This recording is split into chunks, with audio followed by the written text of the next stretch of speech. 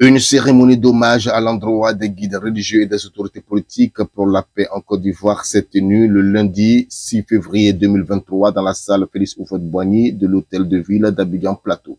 Dénommée Journée des autorités politiques et religieuses, elle a été organisée en marge des 100 jours de la caravane nationale pour la paix, une initiative de la Fondation internationale pour la paix, la presse et le développement en Afrique, en abrégé FIPPDA, sous le thème « Construire ensemble l'avenir à travers les élections apaisées ». Une activité qui s'inscrit selon les organisateurs dans la reconnaissance d'énormes sacrifices consentis dans la recherche de la paix, mais aussi à la motivation à plus d'actions visant à prévenir les bains de sang en période électorale. C'est la première fois en Côte d'Ivoire qu'on organise la journée nationale de reconnaissance et d'hommage aux autorités politiques et religieuses. Malheureusement, ils sont oubliés.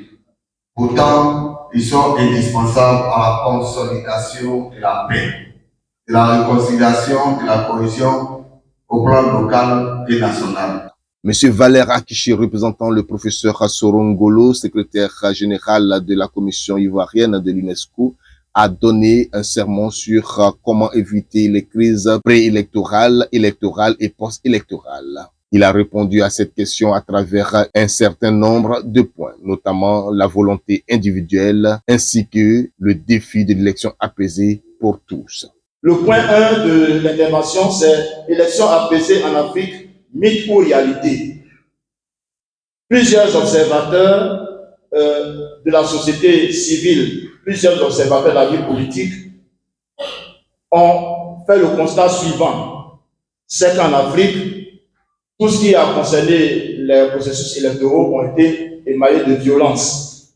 Plusieurs pays ont connu des crises dans leur processus électoral. Pour en citer quelques pays tels que le Libéria, tels que la Sierra Leone, tels que la Guinée, le Mali et même notre cher pays, la Côte d'Ivoire. Mais ce qui est important de savoir, c'est que nous devons tourner définitivement la page. Le défi à relever ici, à nos yeux, c'est le défi de ne plus jamais vivre tout ce que nous avons vécu les années passées. Ça, c'est le plus grand défi. Parce que personne d'entre nous ici ne pouvait dire en son temps avec certitude que la Côte d'Ivoire allait connaître ce qu'elle a vécu. Personne ne pouvait le dire, sauf Dieu. Et donc, si cela est arrivé, ça veut dire que c'est un défi pour chacun d'entre nous de faire en sorte que cela ne se répète plus jamais. L'imam Koné, parlant au nom des guides religieux, a présenté les actions menées dans le sens du maintien de la paix en Côte d'Ivoire, et ce, depuis la mort du père fondateur de la Côte d'Ivoire nouvelle, Félix Houphouët-Boigny, en 1993. En 1993, lorsque le 7 décembre, le premier président de ce pays a été donc rappelé auprès de Dieu, vous savez que le pays a bougé un peu. Parce qu'on ne savait pas qui allait prendre le commande du pays. Est-ce que c'est le président de l'Assemblée nationale? Est-ce que c'est le Premier ministre qui gère le pays depuis 1 an pendant que les vieux étaient obstaculés? Là, les religieux, chrétiens et musulmans dans l'université, ont intervenu discrètement pour que ce qui s'est passé, on l'a vu. Donc, celui qui était à l'Assemblée nationale a géré le mandat du président jusqu'en 1995. Et en 1995, il devait y avoir des élections. Donc, il y avait un groupe qui disait boycott actif. Parce qu'on n'est pas d'accord avec la manière dont les candidatures ont été retenues. Là encore, les religieux, pour les baser, vous faites le tour de tous ces religieux pour leur parler. Ceux qui étaient dans le boycott actif, je ne vais pas citer les noms, ils sont allés les voir. Si vous faites un boycott actif, il y a des millions d'Ivoiriens qui sont morts. Vous pouvez rendre compte à Dieu.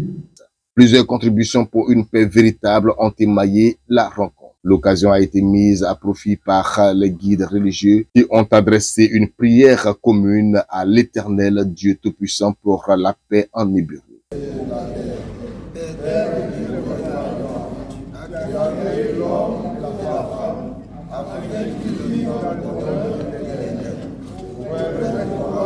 Après avoir La FIPPDA a produit une charte de la paix qui a été lue devant l'assistance.